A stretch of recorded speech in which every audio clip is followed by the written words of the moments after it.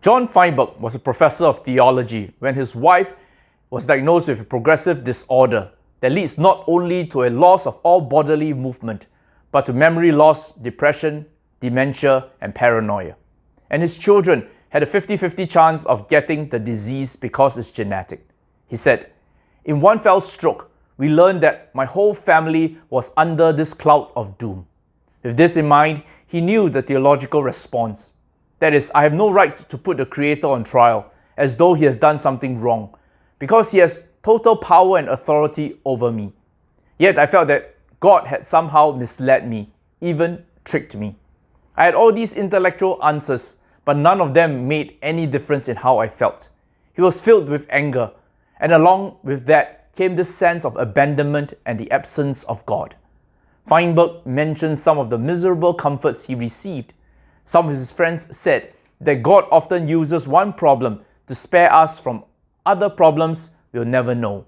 But this only made him feel worse.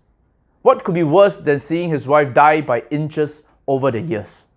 Another person said, "Well, everyone is going to die from something. You just know in advance for your wife's case."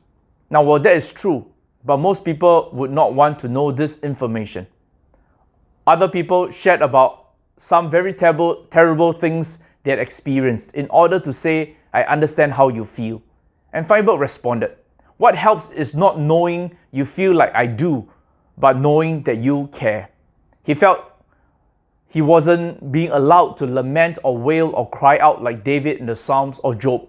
He was being implicitly told that if he was not already experiencing peace in his heart, he was spiritually immature. Friends, when Jesus was on the cross, he faced eternal judgment and darkness. When it seemed that God the Father turned away from God the Son and the whole world became dark, Jesus cried, my God, why have you forgotten me?" He faced the darkness for us. So may we learn to sit with each other in darkness and face it with Him. Psalms 88. "From my youth I have been afflicted and close to death. Your wrath has swept over me. You have taken my companions and loved ones from me, and darkness is my closest friend." Amen.